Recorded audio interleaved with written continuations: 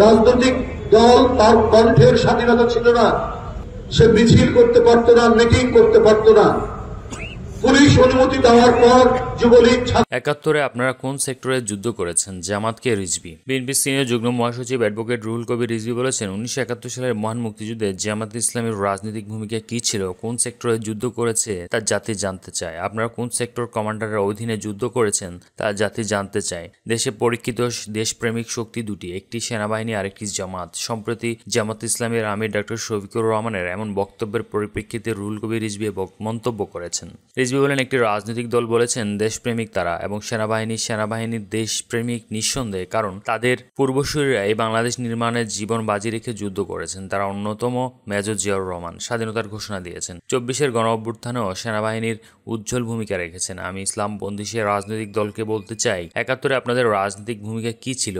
কোন সেক্টরে যুদ্ধ করেছেন? কোন সেক্টরের কমান্ডারের আন্ডারে যুদ্ধ করেছেন? বাংলাদেশে কেউ দেশপ্রেমিক নেই, শুধু একটি রাজনৈতিক দল দেশপ্রেমিক। এই ধরনের বিভ্রান্তি তৈরি করলে মানুষ হাসবে, মানুষ হাসি ছাড়া আর কিছুই দেবে না। বৃহস্পতিবার দুপুরে আমরা বিএনপির পরিবারের পক্ষ থেকে যুব এশিয়া কাপ বিজয়ী ক্রিকেটার ইকবাল হোসেন ইমনের পরিবারকে শুভেচ্ছা উপহার প্রদান অনুষ্ঠানে তিনি এসব কথা বলেন। রিজভী বলেন, এই জাতির ঘাড়ে একটি জগদ্দল পাথর চেপে বসেছিল। এই পাথর এত ভারী যে গোটা জাতিকে রুদ্ধশ্বাস অবস্থায় রেখেছিল। মানুষ নিঃশ্বাস নিতে পারত না, মানুষ স্বাচ্ছন্দ্যে চলাফেরা করতে পারত না। রাজনৈতিক দলও তার কণ্ঠের স্বাধীনতা ছিল না, মিছিল করতে পারত না, মিটিং করতে পারত না। পুলিশের অনুমতি দেওয়ার পর যুবলীগ ছাত্রলীগকে দিয়ে লেলিয়ে দেওয়া হতো। তিনি বলেন, আইন শৃঙ্খলা বাহিনী, পুলিশ, র্যাব বিনা কারণে, বিনা ওয়ারেন্টে রাত্রে বাসায় গেলে পরিবারের নারীদের সঙ্গে খারাপ ব্যবহার করত, যাতে খুঁজতে গিয়ে তাকে না পেলে পরিবারের মেয়েদের পর্যন্ত গ্রেফতার করে নিয়ে এসেছে। শেখ হাসিনা নিজের ক্ষমতাকে নিরাপদ করার জন্য, কণ্টকমুক্ত করার জন্য যে বাংলাদেশে ৩০ লাখ মানুষ অকাতরে জীবন দিয়েছে, ২ লাখ নারী নির্যাতিত হয়েছে,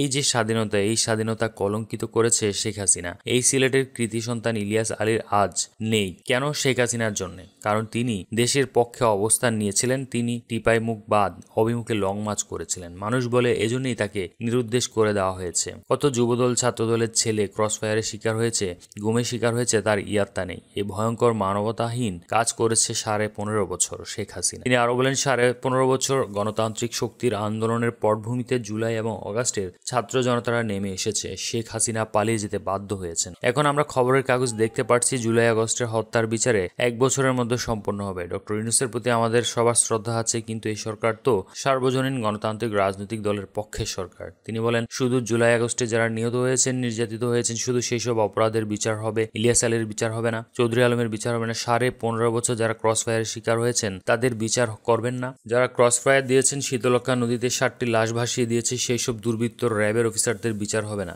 যে অপরাধ করেছে শেখ হাসিনা, যে কসাইয়ের ভূমিকা পালন করেছে, তার বিচার হবে না? জুলাই আগস্টের আত্মদানকারী ছাত্র জনতার আত্মদানকে শ্রদ্ধা জানিয়ে রিজভী বলেন, যেমন বিচার হবে তেমন গণতন্ত্রকে উদ্ধারের জন্য যারা অকাতরে জীবন দিয়েছেন, নিরুদ্দেশ হয়ে গেছেন, তাদের কোনো বিচার হবে না। এভাবে বিভাজন রেখে টানলে দুঃখজনক।